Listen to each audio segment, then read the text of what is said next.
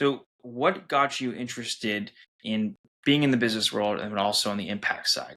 Like, what started that? I mean, got started in the business. So first of all, thank you again. Got started in the business on the business side of things out of pure necessity. I think, paying the bills, school debt, things like that. Um, I started out in banking and was able to. I was lucky, really. Was lucky to find an experience where I spent about 3 years on the actual banking side of things, was amazed at how the business was done, just sort of like bemused almost, like, oh my God, this is the way this gets done. And then I was lucky enough to find someone who actually restructured banks. And I was like, this is what I really want to be doing because a lot of this could be so much of a better experience for the customer, but also just so much simpler internally. So I kind of, as I said, I got into banking pretty much out of necessity to pay the bills.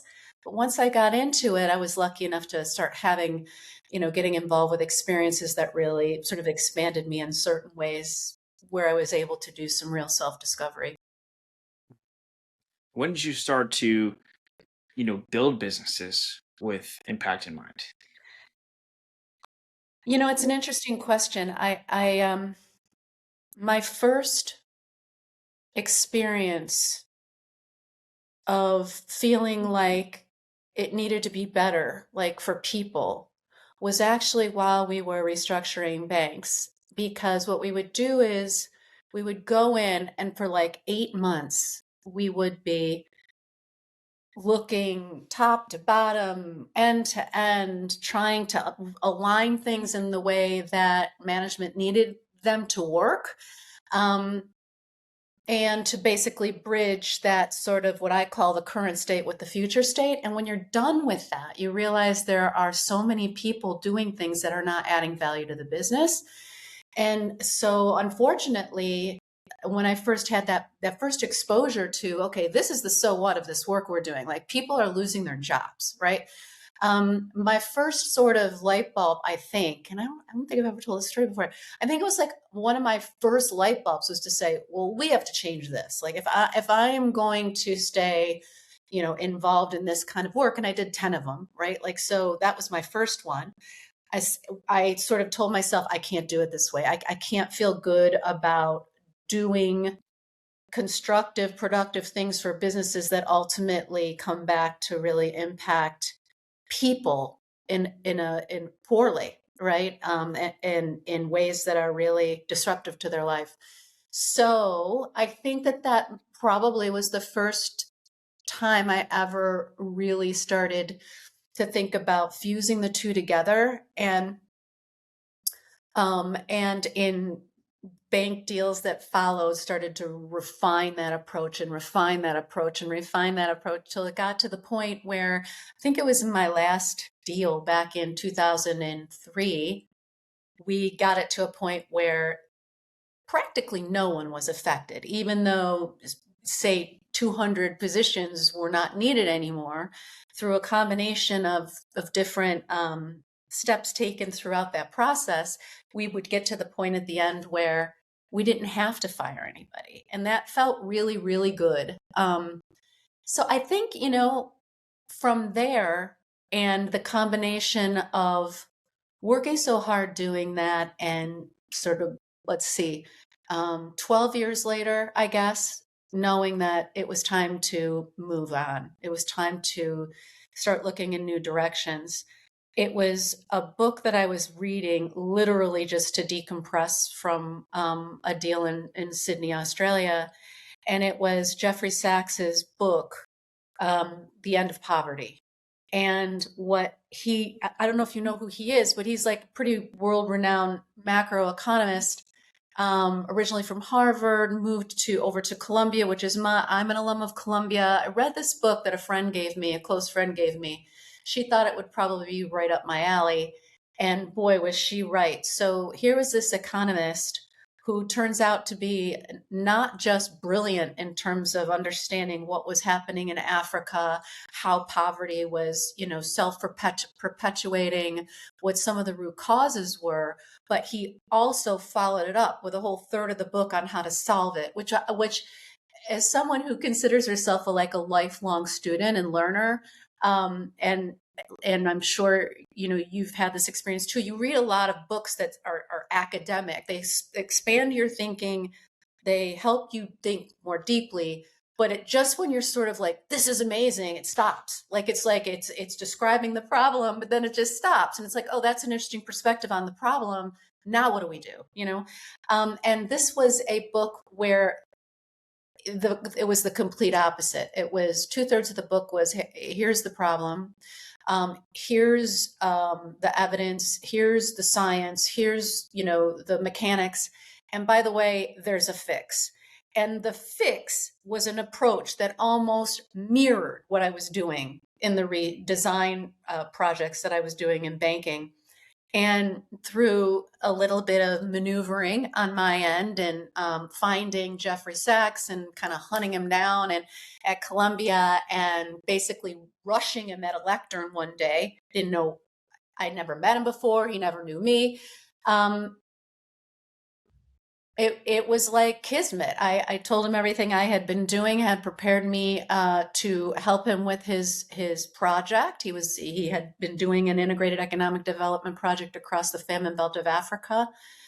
And it started a 15-year partnership, alliance, and then partnership. And then I oversaw the entire project for the last 5 years of it. And that was it. That was like the moment where my two worlds converged, and I've never gone back. So how did BrightLine come into the fold here? BrightLine came into the picture around about the time where I mentioned I gotta look elsewhere. I've got to move on. I had the talk I was employee number one at Aston Associates, where we were doing all the bank work. And so that was my first sort of experience building a company, because I was building it for and with the chairman.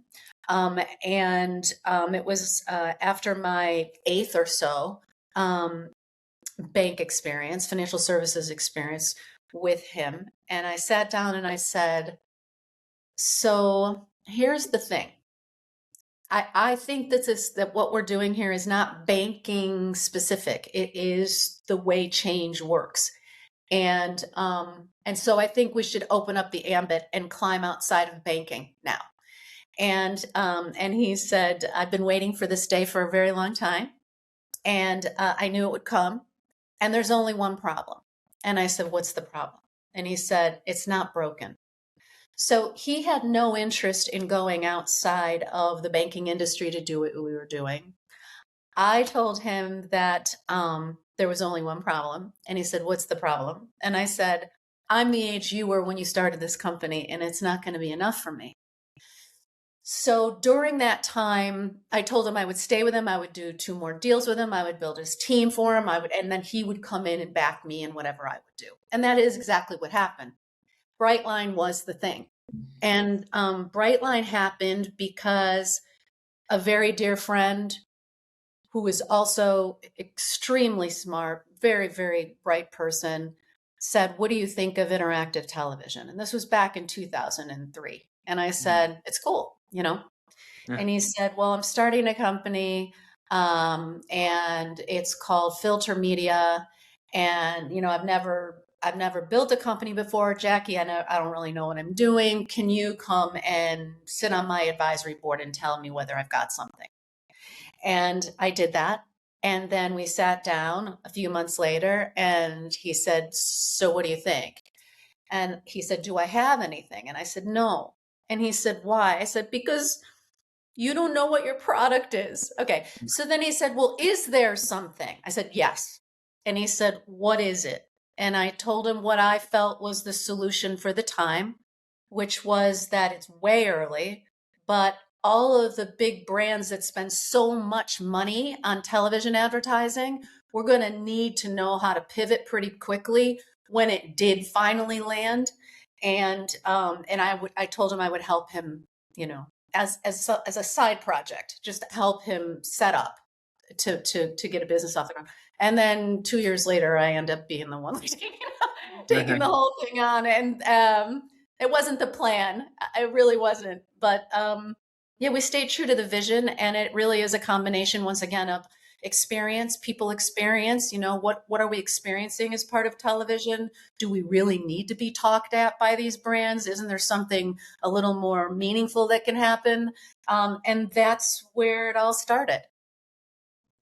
Where did it kind of wind up going in the end? So really cool, actually. It feels really, really gratifying because, as I said, it was very early when we sort of designed this thing. And my skills were getting at that point were pretty strong at having what you'd call sort of top to top conversations and explaining to top management some of the things they should be seeing and some of the things they should be, you know, reflecting on and figuring out how to incorporate in their way forward. And so in its first iteration, BrightLine was a high-end boutique advisory firm who consulted big companies like Unilever, American Express, GM, and others, right? And we would take them through a very practical framework for thinking about, reflecting on, and deciding what they would do now to prepare for that future. And it was wonderful until it wasn't. So it turned out in about 2007, when everything, you know, when the market crashed, basically, that the budget line where those dollars came from in order to stay in sync with what was happening from a technology standpoint in television in particular, was taken back by procurement. And they said, you're just going to have to figure out a different way of doing this. And so it was also the same time when TiVo was getting quite big, although it never really took over. It was like in the limelight, right? It was something that everybody sort of knew, even if they weren't using it. And then finally, Hulu brought its video streaming from the web to the television. And it actually, you know, coincided or converged with when we were able to take a step back and say, okay, now we can become a technology that drives a kind of value that doesn't exist out there, specifically in television where no one else was focused, and pivoted hard. And so now, BrightLine, we're getting ready for another pivot. But what we developed as a result, and through all the relationship, you know, strong relationships that we built, is a very unique footprint for a technology software development kit that sits inside all of the apps that allows your remote control to be interactive with what is happening inside your app, whether it's Hulu, you know, Peacock, Disney, Paramount, Warner, etc. So we are the ones. We are on the supply side as a technology vendor. We are embedded in those apps, and we give a capability to the streaming platform to convert regular passive 30s into various forms of interactivity on the screen. And more recently, what I've been after this whole time is within content itself, right? Took a lot longer than I ever imagined it would. I knew we were early, but you know, it's excruciating as a startup it's excruciating to be in a startup mode. First of all, the raising of the money and so on, and you know, finally wondering yourself whether, like, did we really see what we thought we saw? Like, what is happening? And then for a pandemic to come and for, you know, it to catalyze streaming, you know, in your living room in a way that seemed logical so many years ago, just take off. And now BrightLine is in a very exciting place. And we're just on the edge of a new pivot toward agentic for everything we already provide our clients now. So how does sustain chain fit into all of this? Good That question. that's a lot of stuff here, Brightline. Yeah, yeah. Again, it's really interesting because while I was working with Jeff Sachs in the field in Africa and so on, the question I came in with was a question that became bigger and bigger and bigger as we moved through that 10-year time frame, which was, how do you sustain it? Like, how is this self-sustaining? Like what we were doing was something that had never been done before. It was locally driven. There was a top-down element to it. There was funding that was coming in that was getting commercial viability, in place and off the ground. All different types of science were coming in to increase yield, food yield, water security, water purity, all of these things, education, health. Okay. And then we get, a couple years toward the end, and it's like, wait a minute. A lot of what we're doing here flies right in the face of what we know is happening with climate change as well.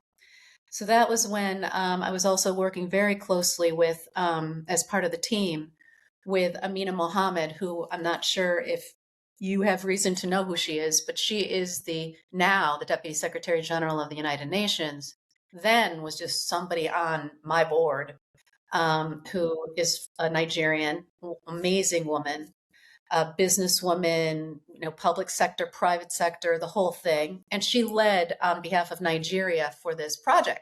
Okay, so Jeff and Amina and another part of that circle, Ioana Rubenstein, we all sat around and said, we've got to figure this out. Then Jeff and Amina figured out the SDGs, the Sustainable Development Goals. The UN picked those up, which was pretty incredible.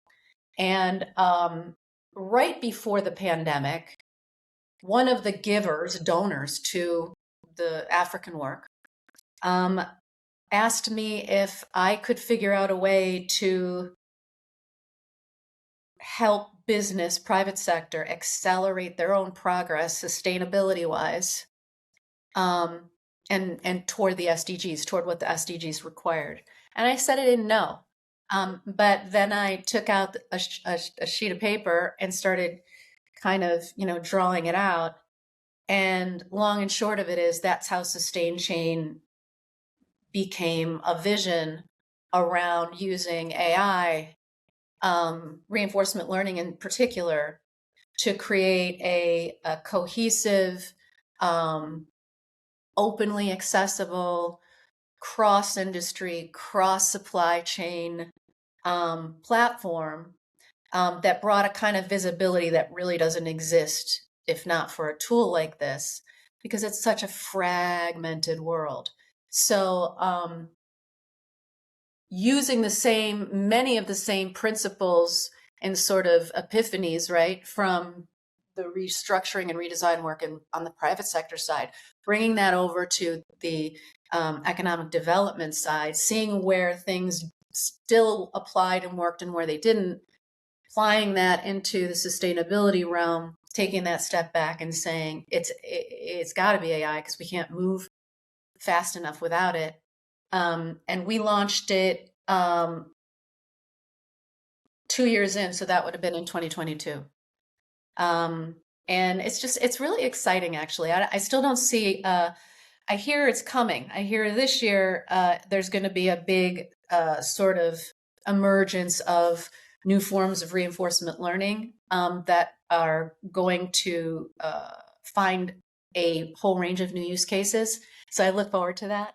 I really like ours, but I look forward to seeing the others.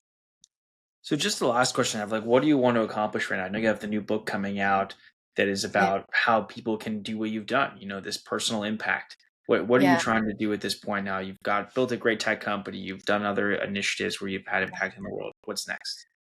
I feel strongly that I come from extraordinary circumstances. And in a time where it's all moving so fast, we know we're different people now than we used to be because of social media and other aspects of digital technology. We've got big problems to solve, and we need to move fast through tremendous distraction. Um, what I want is to help provide a little bit of a guardrail and a framework. I used to say a rock to put your foot on to steady yourself, right? And what the book does is it shows you that this stuff is, don't let it overwhelm you. Is it overwhelming? Yes. Should you let it overwhelm you? No. How can it not overwhelm you? And to take you through the framework and approach that is not only logical, it's proven. And so I want people to feel, especially younger people, to feel like, you know what? I can try this. I feel like I have to try it, and I feel now like I can try it because I have some things, a reference point, and a working, like a framework, right? To sort of make me feel like I can stay structured in my thinking, I can be organized. I know I don't have to be 100% right. I know it's never going to be perfect. I can harness all that and my creativity and keep myself from being too distracted and really focus on delivering meaningful impact, whether it's for me and my community or contributing to something bigger. That's amazing. Well, I think it's really great what you're doing with your book and how you're giving people an idea of how they can do this too. It's people sometimes are lost or they just don't know that. And it's great to have a guide. So I'm excited to see more from you. And I know the book is literally just came out. So people Yeah. should check it out. And I'm excited to see what's next. Thanks for coming on.